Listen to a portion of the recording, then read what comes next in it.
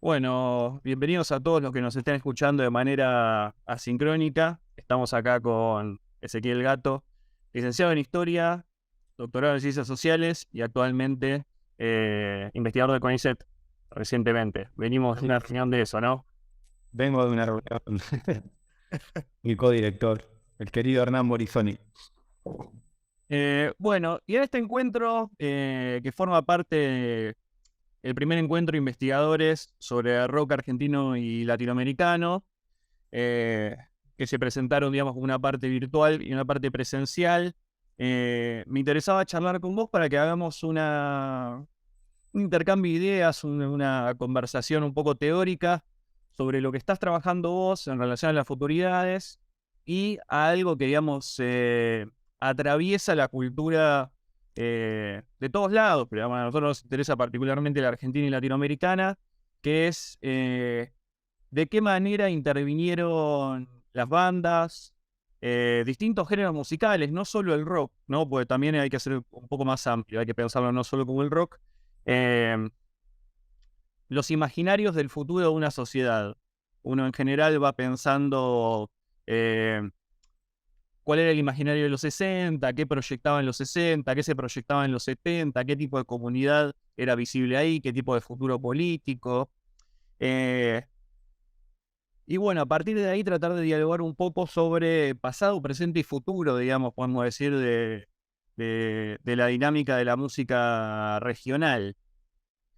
Eh, Quisiera para empezar en ese sentido preguntarte si concebís que hay alguna especificidad en relación a las bandas de rock regionales argentinas frente a otras bandas internacionales respecto a la lógica que se presenta sobre la discusión sobre el futuro, si tenés alguna visión sobre eso, alguna idea, alguna banda en particular que vieras que reporta así una especie de anomalía dentro del sistema del rock y su visión del futuro.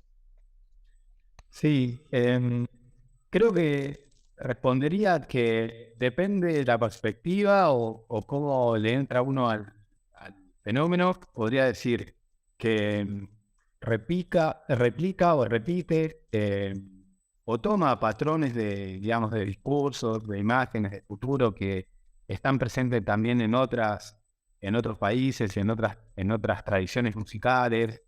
em, Propias, digamos, del rock y no solo del rock, es decir, que en ese sentido hay una dimensión que compartimos que puede ser global y que a lo largo del tiempo eh, se visibiliza, sobre todo, bueno, por supuesto, lo que tiene que ver con el rock anglosajón, ¿no? Que es una gran matriz de estéticas.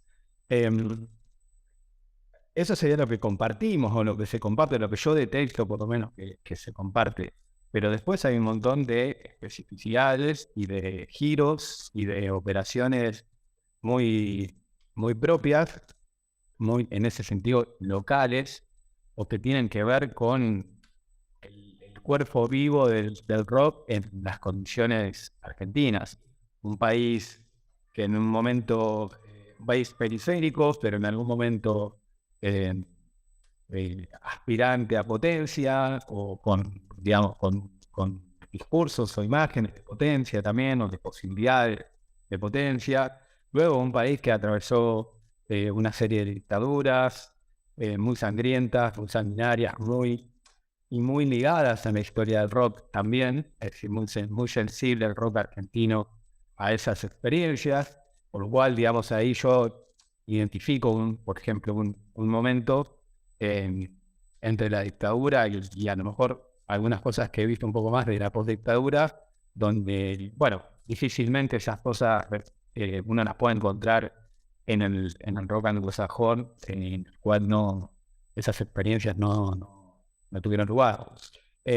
Y así podríamos seguir. Entonces, me parece que la especificidad del, del rock argentino, de la música eh, también latinoamericana, pero en este momento pienso más en Argentina, es esa hibridación entre fenómenos que son muy singulares y fenómenos que nos hacen formar parte de algo más general que es, bueno, tomar, mirar, estar atento a la producción musical de otros países, en este caso de los países fundamentalmente de Inglaterra y Estados Unidos. Y en relación a lo que uno podría considerar como discursos más futuristas, por ejemplo, la lógica del New Wave, que en otros países tomó una dinámica mucho más tecnológica, técnica, poshumana.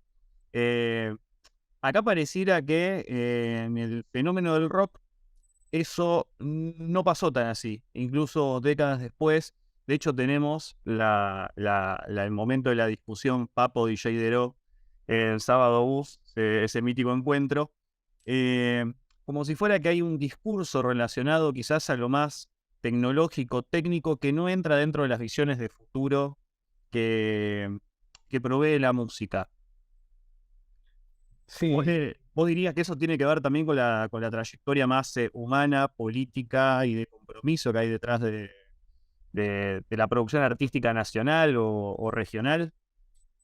es una pregunta súper interesante y gigante a la vez. Yo creo que corriéndonos, digamos, la disputa esa de la célebre buscarte un trabajo honesto, digamos, que eh, es la autopercepción del rock como un fenómeno auténtico y en el fondo humanista, declarándole digamos, a la utilización de dispositivos técnicos, porque no es que el rock no los utilice, sino, digamos, que dispositivos técnicos sobre el escenario, digamos, que no son estrictamente los instrumentos musicales clásicos.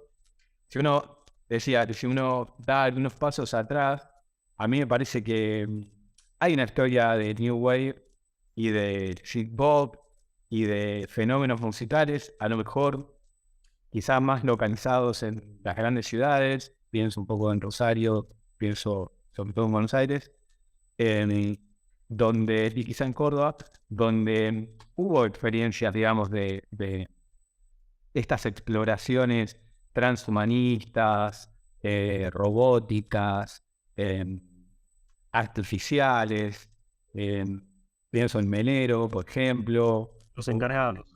Los Encargados, en Cutaya, en Virus, que, bueno, son bandas que en su momento también fueron increpadas por cierto rock, por estos recursos y estas estéticas, pero que creo que son muy significativas. Y por otro lado, si uno hace digamos, un rastreo, incluso me quedaría por ahí en esto que acabo de mencionar, medio inductivamente, digamos, pero también eh, encuentra fenómenos o exploraciones de lo sensible muy interesantes, muy sofisticadas en el sentido de las búsquedas.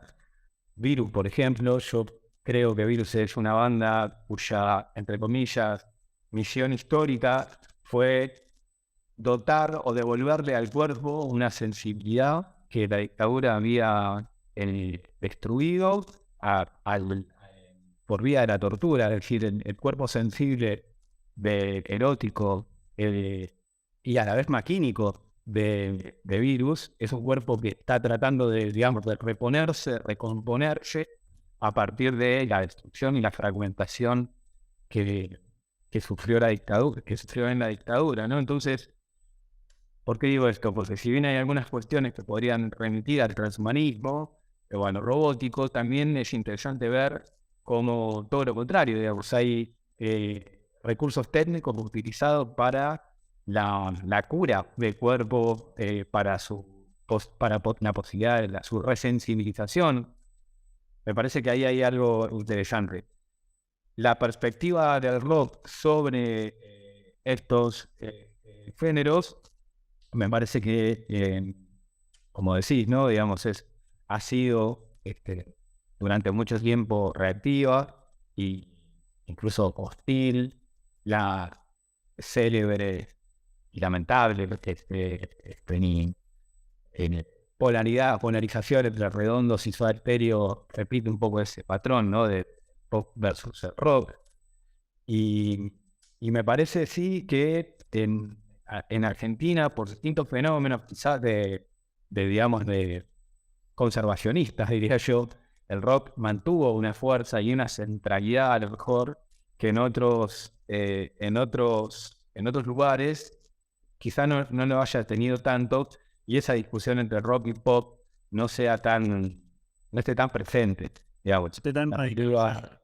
¿Cómo? Que no esté tan radicalizada. No esté tan radicalizada, incluso creo que también tiene que ver con, bueno, los géneros a lo mejor van cambiando a una velocidad mayor que aquí, y eso también permite, genera un efecto de, digamos, de poder dejar atrás en pos de unas novedades estéticas que a lo mejor acá en Argentina no son tan así. Entre paréntesis, creo que todo el fenómeno de los nuevos géneros en Argentina, sobre todo en los últimos años, vía trap, vía una especie de nuevo reggaetón, RKT, etcétera, también hay que verlos en ese sentido, digamos, de como una mutación interesante, importante, que obviamente tiene antecedentes, pero que también te está hablando, digamos, de que hay una sustitución de géneros que hasta hace relativamente poco parecían inevitablemente los dominantes. Sobre todo el rock ya estaba, digamos, un poco en crisis, pero sobre todo la cumbia, me parece que vuelve, pero ya vuelve con otros elementos, dotada de otras poéticas, de otras estéticas, y estamos viendo como el devenir pasado de la cumbia. Un fenómeno, a mi entender, relativamente reciente. Va a seguir siendo masivo, por supuesto, como el Indio Solari seguirá siendo masivo, pero hay novedades estéticas, invenciones que, bueno, que ya lo ponen en un lugar que no es el de no sé, de la actualidad o el de la contemporaneidad total. O sea, hay una serie de actualizaciones de discurso en relación a la música latina, podemos decir, en su contexto global, Sí, que un poco pareciera proyectarse, ¿no? Como, volviendo al tema de los futuros, como algo que tiene quizás todavía un largo trecho para desarrollarse. Todavía está en un aspecto, digamos, de gran virtualidad en lo que vendría a ser el fenómeno del mercado. Está tomando España, está tomando Estados Unidos cada vez más. Hay un contexto de crecimiento exponencial de la población latina en Estados Unidos y, digamos, vía derrame en la industria cultural, los alcances, digamos, del imaginario latinoamericano a través del reggaetón o el trap, etcétera, todavía tiene bastante para expandirse en otras regiones, digamos, y ser reabsorbido y reinterpretado de distintas formas. totalmente. De hecho, creo que esos son los dos géneros, o el trap como una subespecie del hip hop, y el reggaetón son obviamente los dos géneros más importantes que hay en términos de música popular global, eh, y que, como vos decías, tienen una pregnancia impresionante, a lo mejor en zonas donde quizás también hubo rock y pop. Pienso en el Medio Oriente, pienso en África, pero que hoy podés encontrar una cantidad impresionante de gente haciendo algunas variaciones de esos géneros, introduciendo novedades más locales. Pueden ser melodías más propias de la música árabe o polirritmias más propias de las tradiciones africanas, pero bueno, entre el reggaetón y el hip hop tenés un gran sector de oyentes, de productores. Después hay una electrónica global también, que yo creí que estaba un poco por momentos en vía de desaparición, pero no, genera grandes. El progressive sigue siendo muy escuchado y muy bailado. El techno también, o bueno, género derivado del techno. Pero me parece que entre el trap y el reggaetón, digamos, hay algo por ahí en estos otros géneros electrónicos. Hay cosas que ya están más trilladas, más conocidas, ¿no? Que tienen quizá 20, 30 años incluso. Trap y reggaetón, si bien son muy repetitivos en sus estructuras, digamos, también aparecen cosas un poco más novedosas, y me parece que esto que decís, ¿no? Da la impresión de que todavía se pueden explorar cosas ahí.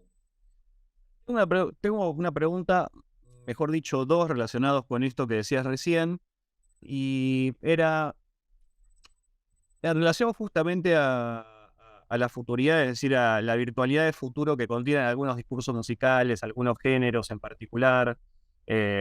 Como creo que ya hemos charlado, la idea está más posthumanista de cierta música eh, afro, de la diáspora, digamos, esta cosa eh, post-soul, le dicen algunos, en Sí. términos de la música negra, que es lo que trabaja Paul Boyejun. Eso más relacionado, digamos, si yo intuitivamente te diera a elegir los últimos, no los últimos, los tres proyectos más importantes que vos crees, tipo de las últimas décadas, en términos de virtualidades de futuro y de proyecto que contenían esos géneros, ¿cuáles elegirías? ¿Hay alguna banda hay bandas que representen en particular para vos esa construcción de una imagen potente de futuro? Eh, sí, ahí haría, antes de decir cuáles creo que son, diría, no sé si son tanto bandas o proyectos que provean de futurizaciones de imágenes de futuro eh, eh, claras, digamos, nítidas, pero sí me parece que son exploraciones en- muy poderosas en distintos niveles. El, el primero es Kendrick Lamar. Me parece que mucho de lo que viene haciendo eh,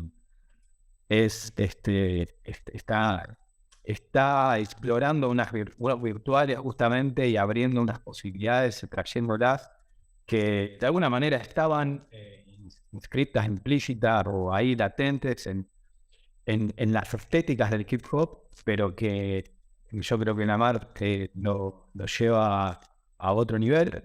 Y me parece que en su caso, en dos aspectos que a mí son los que más me gustan, es un gran narrador, es un gran contador de historias, digamos, un gran parabolista, si se quiere. Y por otro lado, creo que es alguien que muy interesante para incorporar texturas musicales, ritmos, géneros a sus rapeos que a lo mejor no estaban tan presentes o no eran tan claros antes de él. Caso Trillas, que me parece que, que es algo muy novedoso y que abre muchas posibilidades para de ahí en adelante de sobre qué bases se puede rapear, ¿no? Y qué métricas construir, de qué ritmos salir. Me parece que entre la poética de la mar y este, la, y las estructuras rítmicas, me parece que y los géneros a los que recurre, me parecen ahí algo.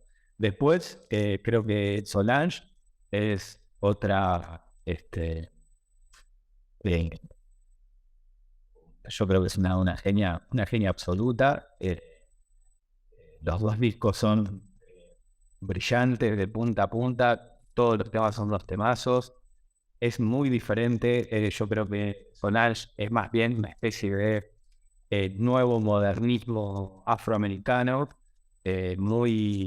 muy dada estéticamente a algo que está entre el surrealismo y los formalismos, mezclando esas dos cosas que, que bueno, que la sacan un poco, por ejemplo, del afrofuturismo y la llevan a otras exploraciones estéticas y me parece muy buenas, ya te digo, sus dos discos me parecen este, fascinantes. Y después creo que un escalón más abajo en términos de lo que me gusta, pero que me parece que también tiene unos aportes muy propios, es Tyler, the Creator, que va por otro lado, digamos, va por un lado, y sobre todo en los últimos discos, en los últimos videoclips, remite a una especie vos hablábamos antes de empezar a grabar, creo, de Fisher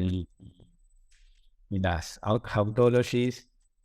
Bueno, hay algo retromaníaco en los últimos videos de Tyler y en los discos también, que remiten a una década del 50 un poco exagerada, medio cruzada con Wes Anderson, como subidas todas las saturaciones de colores y grotesca. Es un gran explorador del grotesco, de algo que a veces deriva en lo monstruoso, a veces está a punto de devenir monstruoso, y bueno, que musicalmente es muy diferente del Damar y de Solange. Es una estética, creo yo, más agresiva, incluso hasta haciendo baladas es más agresivo. Sus sonoridades son tienen momentos más rockeros, y me parece eso, me parece un proyecto muy interesante para ver por dónde pasan algunas cosas. Y creo que diría esos tres.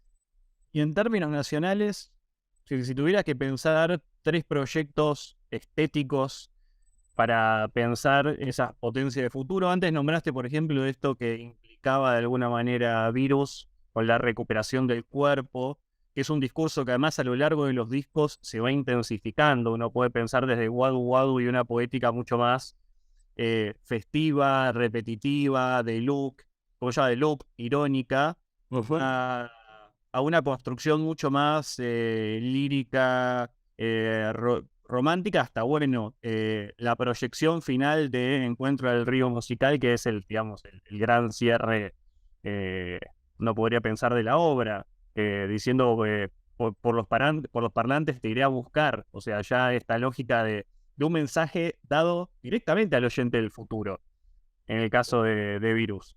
Totalmente. Y ahí, no sé, yo pensaba algunas cosas quizás como Los Brujos, por ejemplo, que hay un imaginario más ciencia ficción, eh, medio posapocalíptico en algunos casos, pero que está presente. Te lo traigo a colación porque ponerle en el grupo de investigación, eh, habíamos estado hablando en algún momento sobre, por ejemplo, eh, los imaginarios que puede producir bandas que no tienen lírica. Por ejemplo, Poseidótica. Es decir, cómo logran controlar, o más o menos, no controlar, digamos, ¿no? Pero marcar por lo menos límites de interpretación para algo que no tiene una lírica, que solo tiene música, creación de clima e imagen, que vendría a ser tipo la tapa de los discos y demás, y cómo se van recuperando géneros del terror, de la ciencia ficción, etcétera. Y eso, bueno, va teniendo un efecto imaginario en cómo se experimenta esa música y qué es lo que está viniendo, digamos. En estos casos hay una cosa más terror, zombies, por el otro lado medio ciencia ficción, naves, viaje, pero esto es, digamos, más actual. A mí me interesaba pensar qué otros proyectos vos pensás quizás de la Argentina que hayan destacado en su construcción conceptual, sonora o lírica, en la particularidad de la imagen que ofrece, digamos. O de futuro como proyecto, la importancia de poder rescatar algo que está atrás para actualizarlo. Sí. ¿Puedo decir bandas actuales? Sí, O sea, sí, obvio. como de las últimas cosas. Porque yo soy más retromaníaco, el del tema.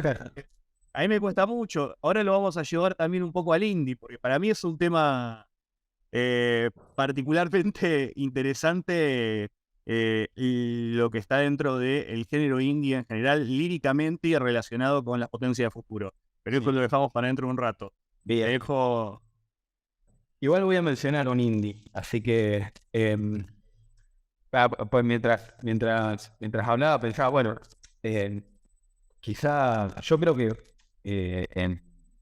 en el pasado, si tuviera que recostarme, diría cosas bastante parecidas a las que acabas de decir vos, o sea, entre Virus, Redondos, y el tercero tendría que ver, o sea, a gran escala, ¿no?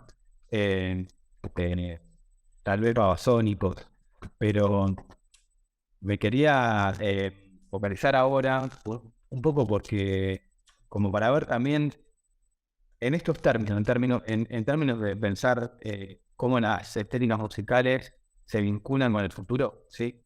Como pensar estos tres nombres como un poco como lo de recién de Lamar, Solange y Tyler, The Creator, como una especie de maquinitas que van moviéndose por el tiempo y eso, como tirando algunas propias imágenes de lo que quieren o de lo que podría ser y también los efectos generales de lo que producen ellos. En mí, no estoy diciendo que sean necesariamente bandas masivas.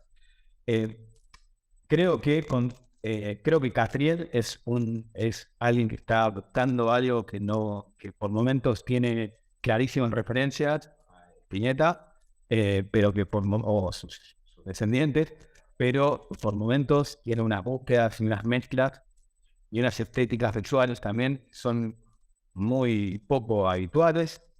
Quizá ahora está un poco más normalizado porque lo conocemos ya hace unos años, pero su momento de irrupción con Cohete y con Libre, los dos discos, me pareció una bomba absoluta y esto como mostraba que se podían hacer, o que se estaban haciendo, ¿no? Que se estaban haciendo cosas muy creativas en la música argentina, desde las letras, desde las estéticas, desde la presentación, desde las performances. Después hay otra banda que a mí me encanta, quizá menos conocida, pero que me parece muy interesante para rastrear el tema del vínculo con el futuro, que es Perro Fantasma, una banda indie de Rosario que ha tocado varias veces en Buenos Aires. Yo creo que a ellos los sigo, siempre digo, porque tienen algo que me parece muy único, que es un discurso catastrófico, ambientalista, litoraleño y indie pop, digamos. Y es un indie pop que se construye, a mi entender, a partir de unas escenas esto, de catástrofes, de apocalipsis, de, de encarar problemas, un indie como buen indie, digamos, en parte, digamos, es una estética de la depresión o de la tristeza, pero descentrado del yo que suele ser el narrador del indie, digamos, es más holístico. El problema, me parece que suenan increíbles, los temas son buenísimos y me gusta mucho lo que hacen en estos términos, cómo están desde el rock, en este caso, el indie, están generando ciertos discursos, ciertas imágenes. Y después, los espíritus también me pasó lo mismo, digamos, cuando aparecieron y los empecé a escuchar, me pareció que traían novedades, digamos. Creo que hay una cuestión en relación al futuro o cómo nosotros percibimos el futuro es en la música, es cuando vos te das cuenta que estás escuchando algo que te está trayendo una novedad que parece que viene de otro planeta, ¿no? Un planeta que vos, una información que no tenías, de una manera que no tenías, que no te esperabas. No sé, recuerdo cuando escuché eso. Starman. Exacto. Cuando escuché James Blake, me acuerdo de la primera vez que escuché James Blake, me pasó eso. Yo dije, esto no puedo decir de dónde viene. O sea, después uno traza todas las genealogías, pero había algo irreductible en ese primero, sobre todo en el primer disco más jugado de Blake, que me parecía que era un ventaja por otro planeta.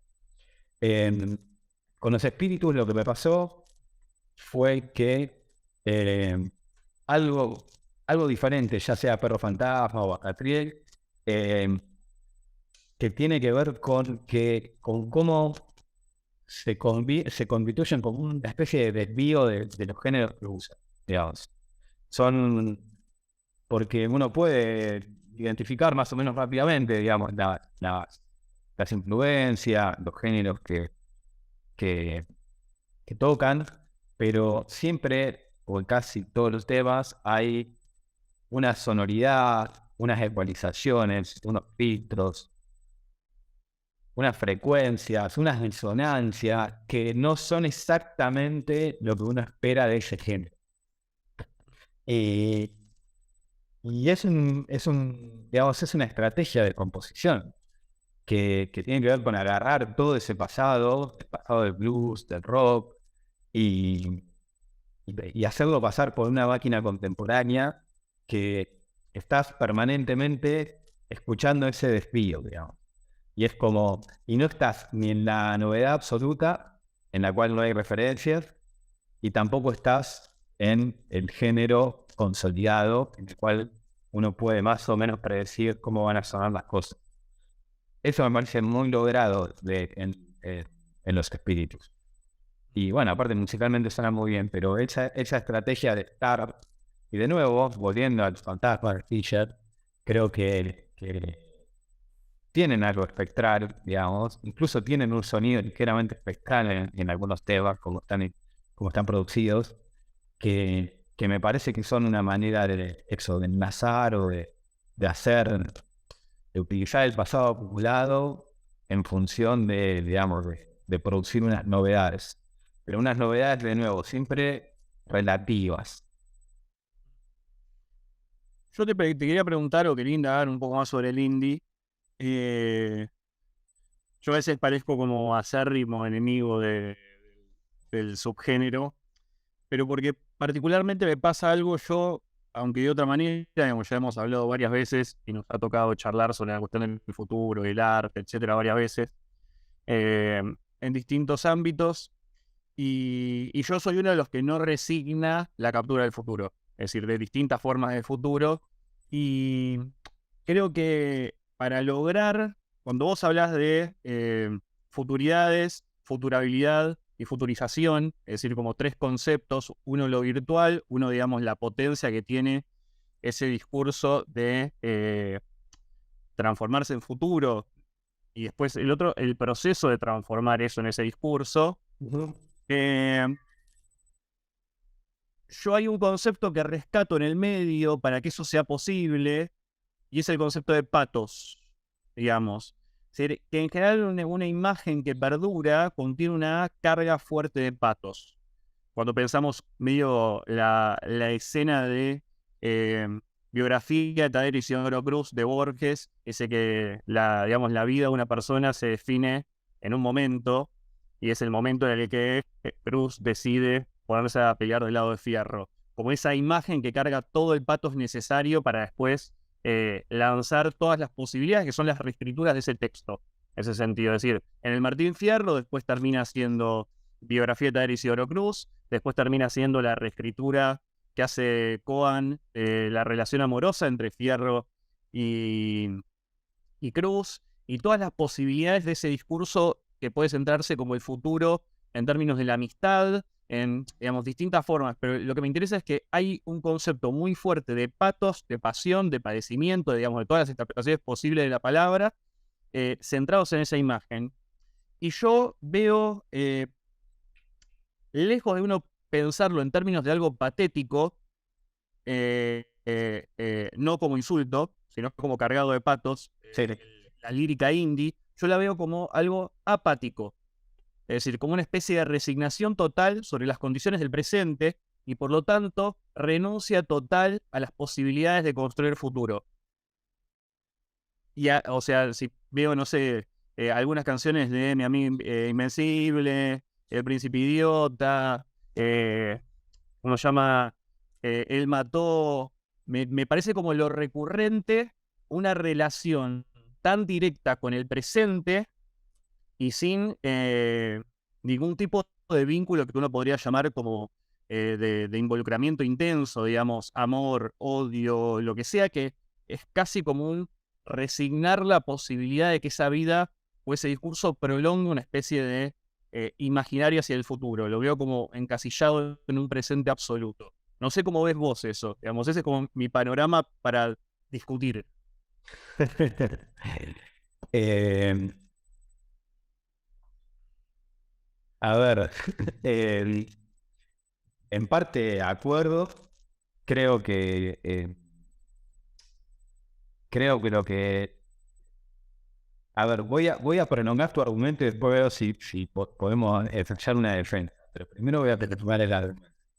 Eh, Creo que hay algo en lo que decís eh, de la resignación, o en todo caso, ni siquiera la resignación, porque la resignación, en todo caso, debería en algún momento insinuarse que algo podría haber sido de otro modo y no lo fue, y entonces no queda otra Podría tener un discurso nostálgico, digamos. claro, que no parece serlo, digamos.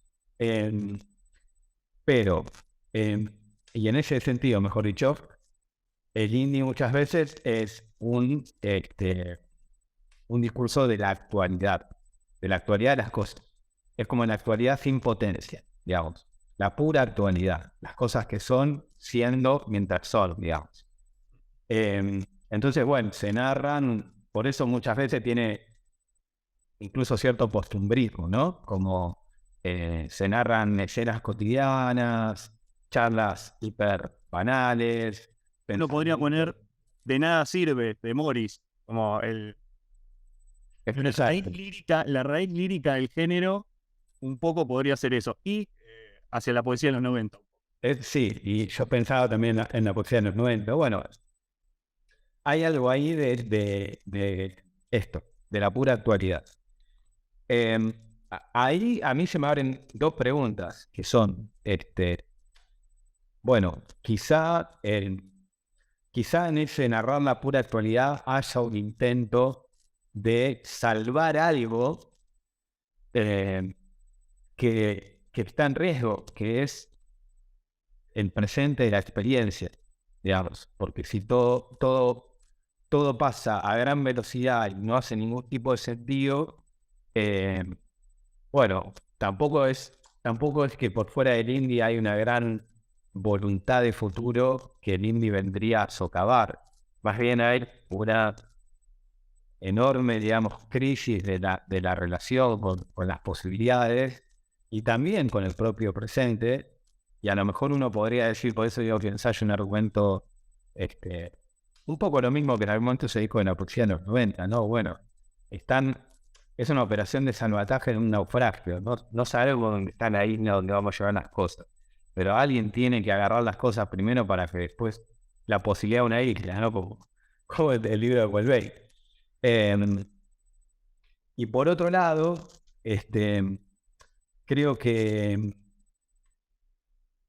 en el indie hay algo que sí uno podría enlazarlo al futuro, que es el amor, que si bien es un tópico o un tema transversal a todos los géneros, en el indie particularmente hay algo o bien de salvarse por el amor, o bien de anhelarlo.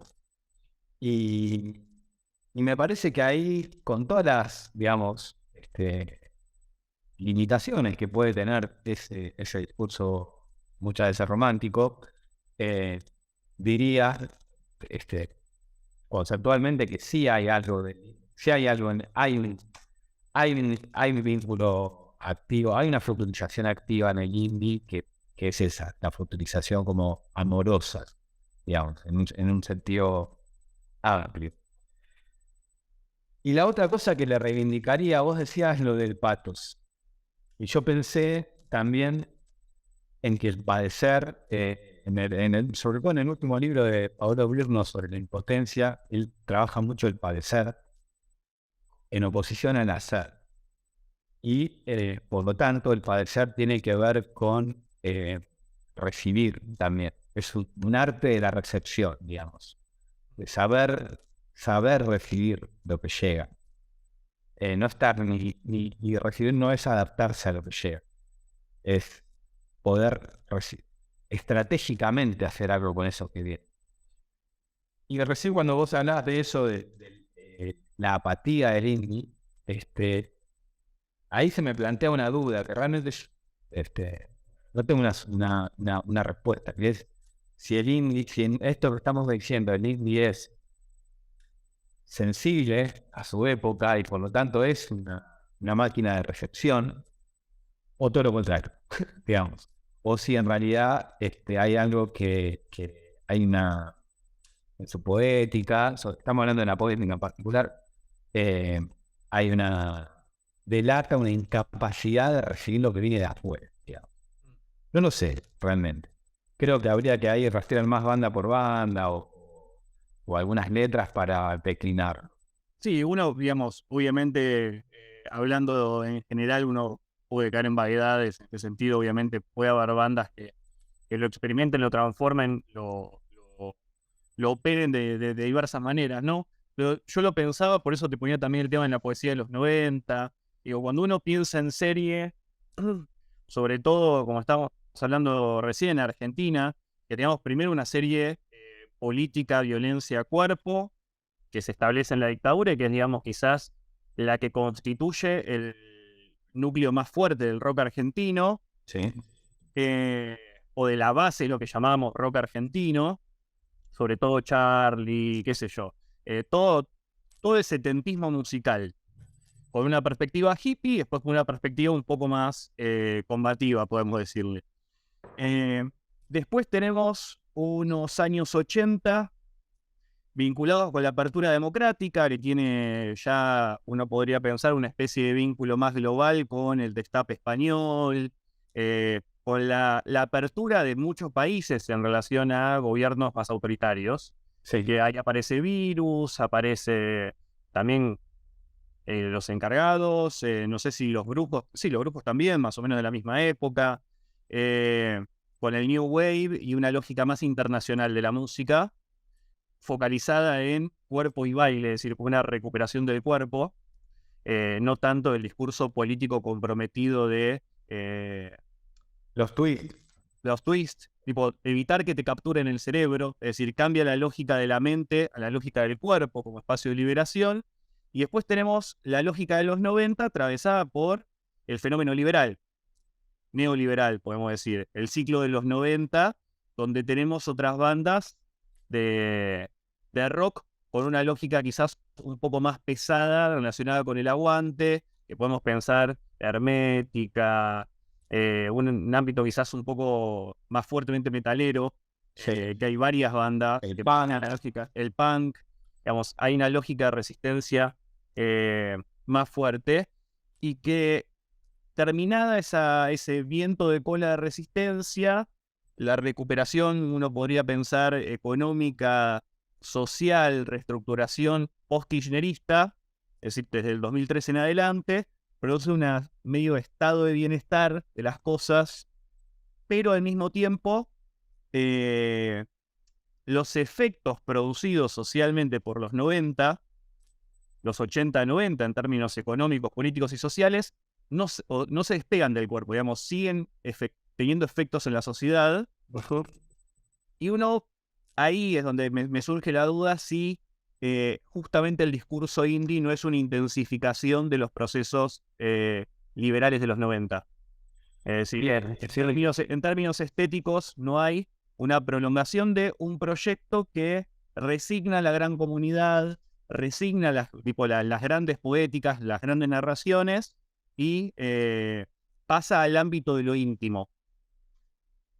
Sí, y que yo ahí agregaría nomás, me parece, estoy de acuerdo con lo que decís, que cuando hablabas del tema de si uno hace digamos, un rastreo en estos términos de la década del 60, 70 en adelante, esta, digamos, persistencia de las violencias, ¿no? En las propias estéticas del rock y el pop, en sus letras, incluso en sus sonoridades. A lo mejor habría que leer al indie como digamos, un género donde la agresividad está vedada o está desterrada o es mucho menos localizable que en géneros previos o contemporáneos, pero bueno, no en el indie. Entonces, yo buscaría, o sea, ahí en esto que decís, buscaría a lo mejor ahí agregando lo que decís, en qué relación hay entre el indie y esas violencias violencias históricas, violencias contemporáneas, que sí parecieran no estar presentes en el género, o no tener por lo menos la relevancia que tienen en otros géneros.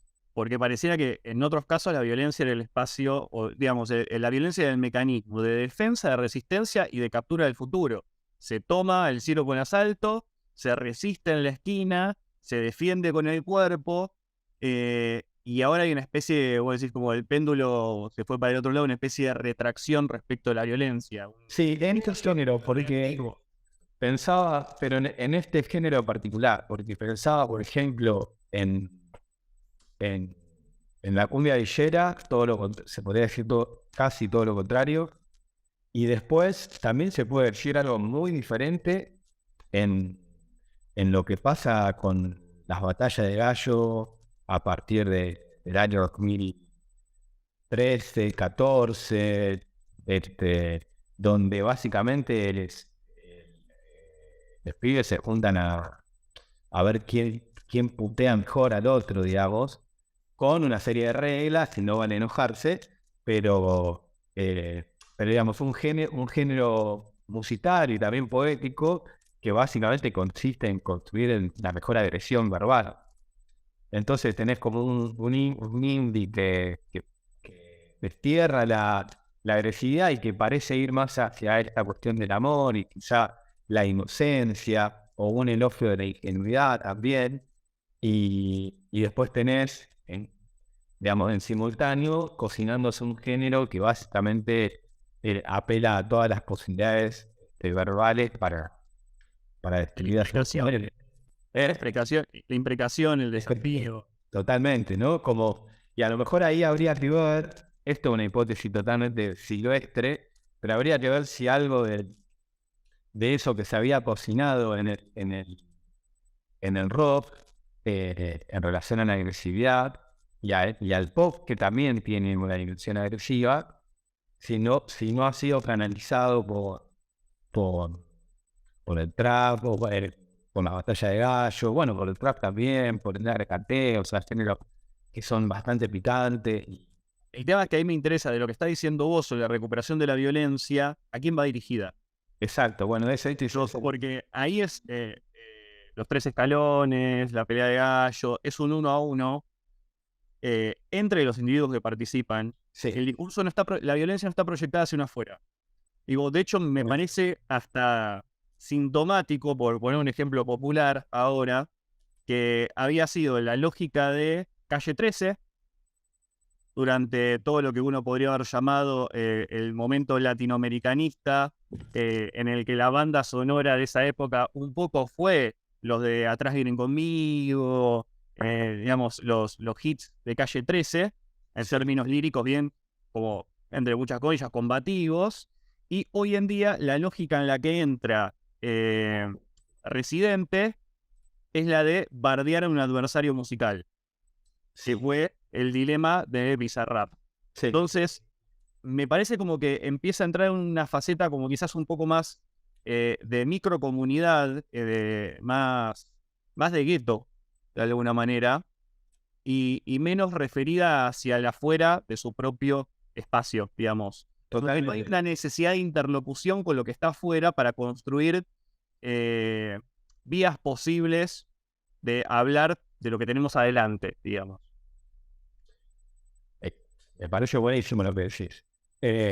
Totalmente de acuerdo. La única diferencia que haría cuando hablaba señalamiento, digamos, cuando hablabas de Calle 13, es que sí, o sea, Calle 13 fue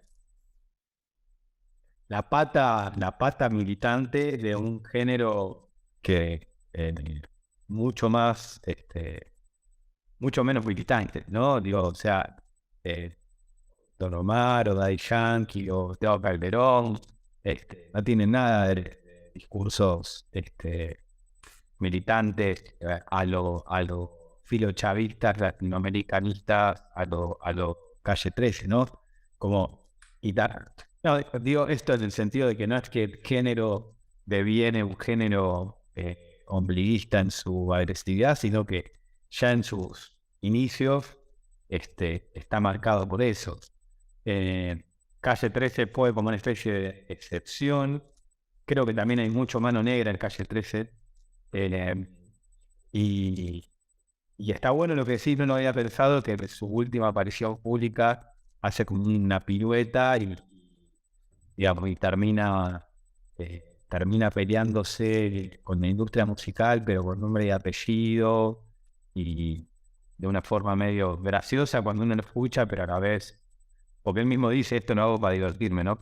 Pero, pero que ya no tiene demasiado vuelo general, sino que es un beef clásico, digamos. Le apunta a alguien y le pega hasta que se cansa. Anteriormente había leído algunas notas tuyas, otras cosas que también hablamos, que es el problema de la crisis de futuro, es decir, cuando hay una especie como de sobreexpectativa sobre el futuro, cuando se habla más del futuro, cuando está más presente, qué es lo que pasa en relación al pánico, el pánico como una experiencia que anula la posibilidad de pensar el futuro o digamos, que se proyectan demasiados futuros. No me acuerdo exactamente, la edición era pánico y no me acuerdo cuál otra usaba. Incertidumbre. E incertidumbre. Frente al futuro.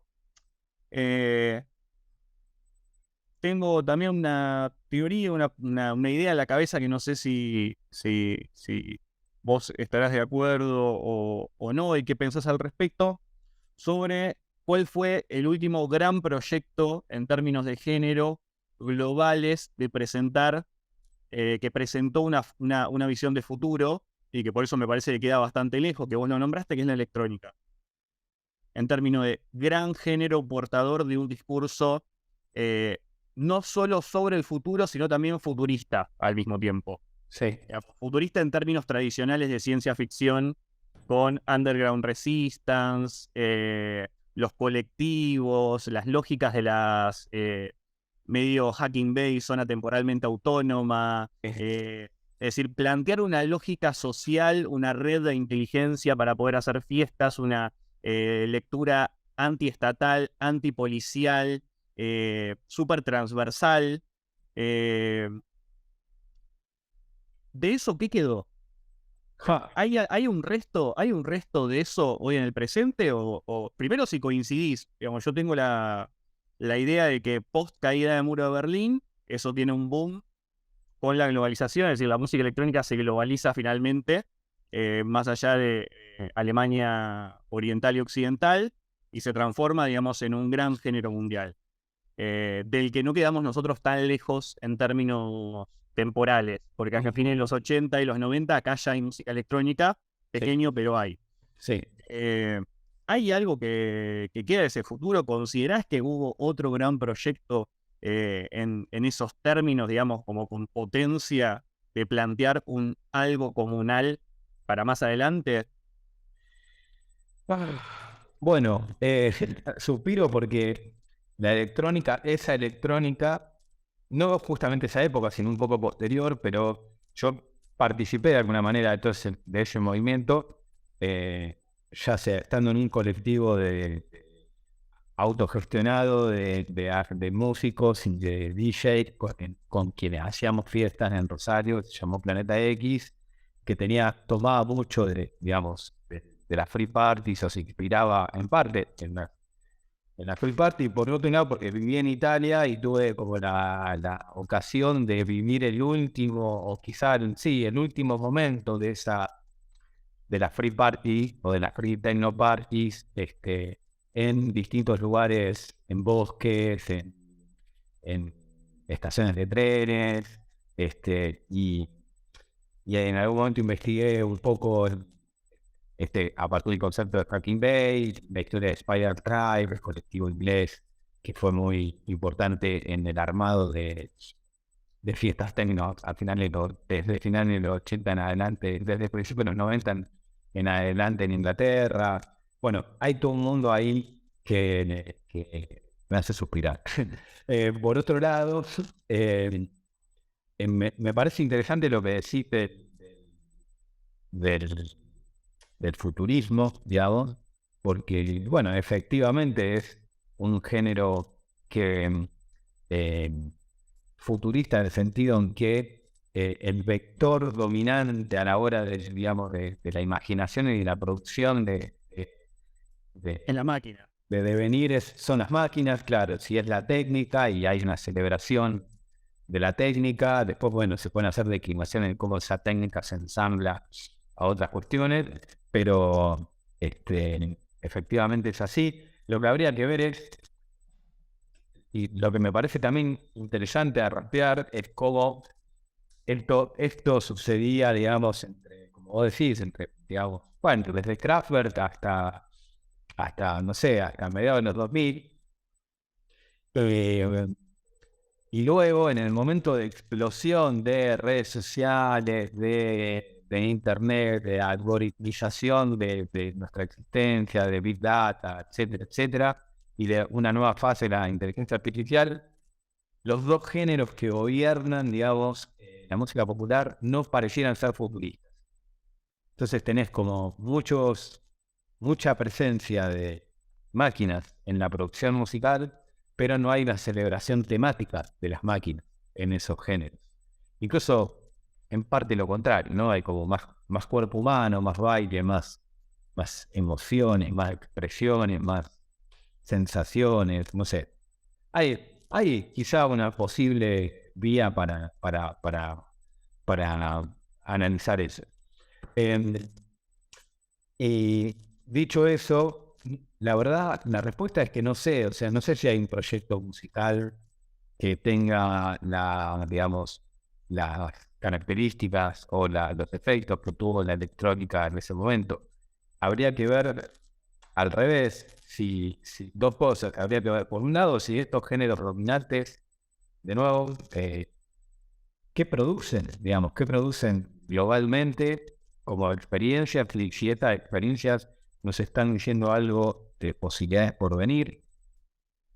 Y la otra es, que ahí sí me parece que es más difícil, yo no veo, digo, no, estoy hablando más de mí que del objeto, construcción de comunidades, sobre todo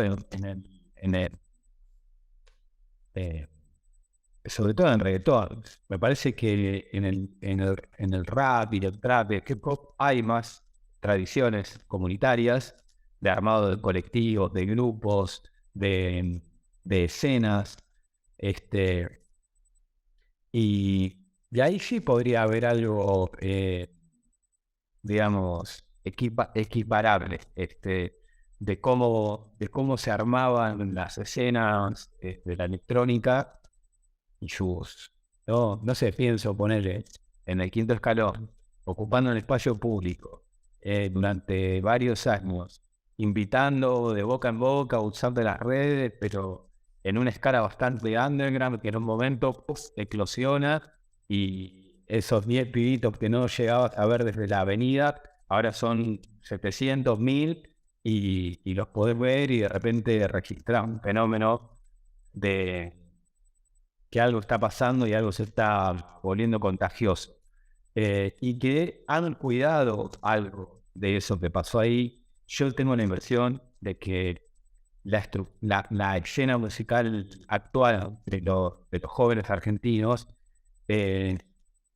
con mega estrellas mundiales, ya tipo Bizarrap, pero han tenido una especie de inteligencia colectiva para construir esa escena, cosa que es más difícil de identificar, por ejemplo, en el rock, donde las bandas que pudieron traspasar Argentina nunca fue en términos, quizás algo del nuevo rock argentino, pero menor, digamos, pero no han sido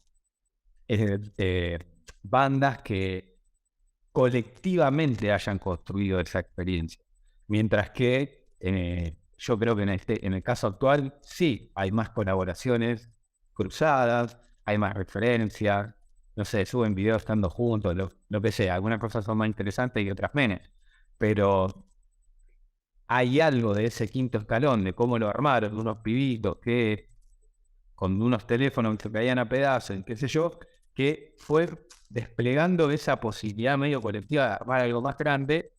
Supongo yo que en muchos dejó un efecto de una costumbre o un hábito de la colaboración, que para mí es clave para lo que pasó, digamos. Bizarrap, las sesiones de Bizarrap son colaboraciones, básicamente. Y si bien él terminó siendo esto que es, la verdad es muy sorprendente, originalmente es alguien que le trata de hacer algo con alguien que en principio era más famoso que él, ¿no? Como convoca gente que era más conocida por ser bueno, por ser frontman o woman de algún otro proyecto. Después termina dando la vuelta y el productor se convierte en la estrella, pero... A mí, en ese sentido, me parecía, si no es que está sobreviviendo, digamos, lo mejor de una lógica comunal, de alguna manera que ya estaba en el imaginario de la música electrónica, dentro del tema redes, lo digital, la colaboración, la propiedad tipo agentiva de la música, porque digamos, un track no se piensa como algo en sí mismo, sino que se piensa como algo que tiene un valor relativo, con la posibilidad de mezclarse con otro. Entonces ya hay una especie como de mezcla entre dispositivo, producto y lógica social de cómo se comparte eso. Digamos, yo te paso un vinilo, vos me pasás uno, lo mezclamos, yo pongo tu música en mi fiesta, vos venís y tocas conmigo un rato. O sea, como algo mucho más, al mismo tiempo que parecería más individual, porque el DJ es solo. Bueno, los humos son dos, digamos, no hay como 50 DJs tocando en escena o 10 DJs, no, tipo, no es la banda de Fela Kuti. Salvo acá, Urban Group sí lo hacía con ocho DJs, no me acuerdo cuántos. Sí, tocaban 6 u 8 DJs al mismo tiempo. Eh, Digo, pero que hay algo ya medio del discurso, no del discurso, sino de las prácticas comunales y organizativas de la electrónica y de la misma lógica de relación con los dispositivos, que habría trascendido en nuevas lógicas musicales, como esto que decís vos, las colaboraciones, los feats, la presencia en conjunto, la inteligencia de red para construir eh, un estado de la cuestión como el que estamos ahora, digamos. Sí, Eh, sí. Y uno lo podría ir llevando más atrás también, ¿no? Porque en la escena hardcore punk, por ejemplo, pasaba algo muy similar de músicos que se intercambian, pero también redes de prensa, redes de producción musical que van rotando, que van pensando su propia difusión. Eh, Ahora eso está en otra escala, ¿no? Está en otra escala de productor, está en otra escala de financiamiento. yo eso relacionado a lo analógico y lo digital. O sea, lo punk tiene lo fanzine, o sea, la colaboración está, pero o sea, el intermedio técnico, la aparición de una nueva condición técnica para la producción. Para mí, yo soy medio partidario de que el origen de la música electrónica es un poco cyberpunk en ese sentido, digamos. Afroamericanos, clase media o relativamente pobres en Detroit, juntándose a hacer música con aparatitos, en algunos casos choreados. Pues decía uno, pasaba que tipo pedían con una tarjeta de otra persona que lleguen los equipos a un lugar y después los iban a buscar y se los apropiaban. Una cosa de gestión medio punk de la escena, incluso políticamente con underground resistas, pero que es una especie como de devenir de esa lógica no virtuosa, porque digamos el trap también no hay una cosa del virtuosismo, ni en términos instrumentales, ni en términos de voz, hay una especie de relación mucho más práctica con la tecnología, autotune, que ahí se empieza a construir una red, creo, de lo no virtuoso, lo autogestivo, lo comunal, que tiene unas raíces en el punk, que continúan de alguna manera hasta la electrónica y se reformulan en estos nuevos géneros con una serie de herramientas que quedaron a disposición después de, no sé, un género que tiene su éxito entre los 90 y los 2000. Sí, sí, totalmente. Incluso tiene algo de repite con la electrónica, sobre todo en los mitos originales, ¿no? Repite con la electrónica la idea de un pibe en una pieza haciendo música, ¿no? Que es algo muy de la electrónica también. Música de cuarto, digamos. Y no solo Bizarrap, otro productor de Elegante, por ejemplo, también participa de esas imágenes de un chabón en una pieza solo, haciendo un tema y que cambia, no sé, cambia al menos algunas variables de la música popular. Y también pensaba en esto que decías, que está bueno, que creo que lo remite en parte a la electrónica y al punk, al dub, al hip hop, que es la Hay un documental muy lindo sobre la historia del hip hop que se llama Something for Nothing, ¿no? Como de la nada salió algo. Y ¿por qué? Porque bueno, con esto, ¿no? Con dos bandejas que antes las usaba tu abuela o el DJ para pasar el disco, de repente a alguien se le ocurrió moverlo de una forma, empezar a hacer unos sonidos y arriba tirar una cosa y de repente toda una estética musical nace de una apropiación desviada de un objeto del cual no se espera esa utilización, ¿no? Lo mismo para las cintas en el DAW, o las conectar igualdad para quinto escalón y elegante, ¿no? Como después, bueno, hay en parte de la electrónica tiene toda una línea erudita que viene de la, digamos, de la música clásica o contemporánea y de la exploración de eso. Pero bueno, después hay una línea que es dame esto, vamos a ver qué puedo hacer. Y, y yo veo en esto que decís bueno, lo mismo vale para Underground Resistance, y se podría seguir. Algo de tomar unas herramientas y, bueno, y hacer algo que también en estos casos que digo, todos los casos, tienen una especie de, vamos a llamarlo, de función comunitaria. O sea, no se trata solamente de hacer música, se trata de armar la comunidad que va a usar esa música también y que la va a disfrutar. Está inscrito en la propia producción. Y entonces es muy interesante ver cómo estas máquinas que estaban pensadas con otros usos adquieren nuevos usos en un entorno, vamos a llamarlo comunitario, a lo mejor es mucho una palabra, pero en unos entornos colectivos en los cuales se está pensando cuando se hacen las cosas. Y bueno, salen estos géneros tan particulares. Hay una línea común que es esta, ¿no? La electrónica, el hip hop, el rap. Está el track, uno de los clásicos de música house, que es tipo con la voz de un pastor declamando al estilo tipo Martin Luther King, diciendo This is only house music, y como habla tipo, está toda la gente junta en la casa, y que, o sea, como que construyendo todo el discurso de lo que la música house es como comunidad, encima con, uno podría pensar, ese plus de voz negra de pastor. A pleno en lo particular, el house se llama house porque empieza a ser, digamos, se inventa en un lugar concreto, se llama house, que es una discoteca. Entonces ahí tenés como un deístico total, digamos, está recontra localizado. El género se llama como un lugar en el cual iba cierta gente a escuchar cierta música. Entonces hay algo de las escenas y de lo colectivo que está en el corazón de los géneros. Vos me decías antes de Catriel, y yo veo más o menos como los devenires de Catriel, y de alguna manera me viene a la cabeza una de esas imágenes futuristas que de alguna manera podría tener un vientre aquí también. No solo en Ilia Kuriaki, que parece la referencia más obvia, sino esta cosa medio alienígena, pesada, a veces un poco más turbia de Tricky, solo, no tanto Massive Attack, Sí, pero esa especie de lógica alienígena de decir, ¿qué está haciendo? ¿Qué es? ¿Qué tipo de subjetividad quiere poner en juego en esta experiencia musical, en este ambiente? Hay una construcción medio alienígena que es quizá un poco más barroca o un poco más latinoamericana que la construcción de futuro que, por ejemplo, propone el techno. El techno incluso, uno podría pensar de raigambre alemana, pero yo pienso en Richie Hawtins y Minus.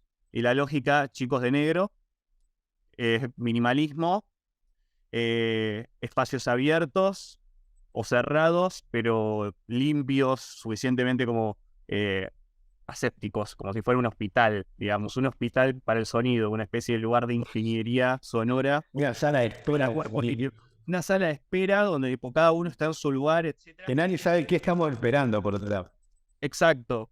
Pero que pareciera que es una imagen de futuro que no se adapta tanto a la lógica latinoamericana. En Totalmente. cambio, la lógica más afro y mixturada, esto de tricky, de la música, no sé si la música disco, digamos, pero pareciera que dentro de la música latinoamericana actual, la rama afro pareciera resurgir reformulada. Sí. Es decir, hay una especie de retorno a un afrofuturismo latinoamericanizado. Yo lo llamo latinofuturismo, de hecho. Latinofuturismo. Sí. Bueno, primero, Richie Hawtin, debo decir que lo voy a ir a ver en noviembre, viene a Rosario. Lo vi un par de veces, hace muchos años, quiero ver en qué está ahora, pero me parece interesante lo que decís, porque el futurismo de Magnus pareciera ya ser parte del pasado. Aparece tipo la película Ataca. Totalmente. Yo siempre hago un chiste maligno, que es que las fiestas electrónicas son fiestas retro. Ya son fiestas retro.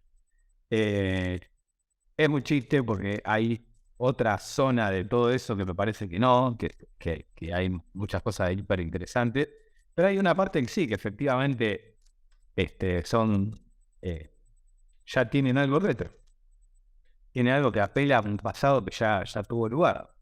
Eso por un lado. En cuanto a Catriel, me parece muy bueno lo que decís. Yo creo que lo que yo voy viendo en Catriel es una especie de queerización de Catriel, digamos, que empieza siendo un niño terrible que no puede parar de saltar en el escenario y que tiene sobra energía y se va, no voy a decir aquietando porque es claramente alguien muy quieto, pero va saliendo de ese lugar de pibe y bueno, sus últimas ya aparece maquillado y aparece transvestido y yo lo sigo en redes porque me parece muy interesante lo que hace en general, aparte me hace cagar de risa muchas veces por su historia. Va a hacer una suerte eso, de indistinción de género, de polarización. A mí me hace acordar a Bowie, en parte, digamos, esta cosa de un artista muy mutante que puede hacer digital hardcore en un momento, puede tocar jazz, puede hacer un tema pop, puede hacer reggaetón y puede ir incorporando todo eso en una estética musical que va mutando muy rápidamente. Creo que tiene una inteligencia muy zarpada, Catriel. Y el otro personaje al que a veces me remite es a George Clinton, el cantante de Funkadelic. Y recién cuando hablaba de lo afro, creo que nos falta mencionar todavía que es el funk, básicamente, que es un género que siempre ha tenido presencia en la música popular argentina, pero que en toda esta nueva oleada, digamos, que arranca ahí con un poco de trap y un poco de reggaetón, fíjate que no sé, que en el caso de Catriel, clarísimo, en el caso de Paco Amoroso también, en el caso de Mi Amigo Invencible y en el caso de Nicki Cole, hay mucho funk, digamos, hay mucho soul, hay mucho de eso, mucho de referencias afro en sus músicas. Entonces a lo mejor también, cosa que no estaba tan presente por otro lado no sé, en Babasónicos o bueno, ni hablar en el Rock Chabón o en Los Redondos. Estoy pensando en fenómenos masivos, ¿no? Para hacerme parecer. Justamente carecen de funk, digamos. Podría ser, en parte, bueno, Babasónico tiene cosas, pero Soda Stereo, digamos, carece, lo que los define es que no tienen funk. Si es el que más etéreos, sí, más noisy, más shoegaze, más guitarras, más distorsiones, digamos. Son más blancos, en definitiva. Lo que aparece ahora, ahora no sé si ahora, en el último tiempo, pero se ve claramente, es una, por la vía caribeña también, como una especie de exceso de funk por todos lados. Y lo de lo caribeño a mí también me hace pensar en algo que es, que lo vengo pensando hace un tiempo, que es por qué el hip hop explota ahora en Argentina, como fenómeno, digamos, digamos. La otra vez me hizo una nota un pibe de 16 años que estaba escribiendo un trabajo para la escuela, y como yo en algún momento escribí un libro sobre Los Redondos, me llamó para hablar del libro, ¿no? Y el pibe tenía una banda de covers de Los Redondos. Y cada vez me decía que lo bulineaban en la escuela por escuchar rock. Y porque todos sus compañeros escuchan trap, reggaeton, música urbana, etcétera, ¿no? Y me parecía muy simpática en un punto esa idea de que de repente el rock, máster de bulineadores, de repente había quedado del otro lado y había un contraataque sobre eso, ¿no? Como, bueno, efectivamente, digamos, hay toda una suspensión. Después uno podría decir que eso va reapareciendo de distintas maneras. Catriel tiene mucho rock, Woz tiene mucho rock, Trueno termina haciendo cosas con gorilas, o sea, hay mezclas que también dan la pauta de que hay algo con el rock que incluso las estéticas de los adolescentes actuales son re 90, finales de los 90, hay como una especie de retromanía noventosa, que va a ver dónde termina en términos musicales. Pero traigo lo del Caribe, ¿por qué? ¿Y por qué lo del hip hop ahora? Me llama la atención. Mi hipótesis es esa, es que el hip hop en Argentina se vuelve un fenómeno de masas cuando llega por el Caribe, no cuando llega por Estados Unidos. Porque hay algo de las letras, del reggaetón puertorriqueño, de lo que sea, del rapeo, del reggaetón puertorriqueño, que empezó a enganchar a la gente con un género que antes le costaba muchísimo hacer un recital, digamos. Salvo cosas muy puntuales como Ilia Kuriaki, en su momento Yacimel, no sé, Actitud María Marta, o rapeos dentro de cosas más, Charly García, rapeos adentro de cosas que no son específicamente hip hop. Hay algo ahí en esa línea caribeña que para mí conecta con la cumbia, que es la que termina en un punto volviendo posible esta diseminación zarpada de los géneros más cercanos al hip hop en la Argentina. Bueno, yo creo que ya estaríamos para cerrar. Le dimos como 1 hora y media, creo, ¿eh? Yo me cebo fácil y vos también. Sí. No, quizás tenemos después, en algún otro momento, una oportunidad de hacerlo presencial. Cuando quieras. Bueno, te agradezco por la presencia, por la predisposición y por la charla. Y gracias por participar de este encuentro. Por favor. Gracias a vos y nada, nos vemos pronto. Nos vemos. Chao, querido. Chao.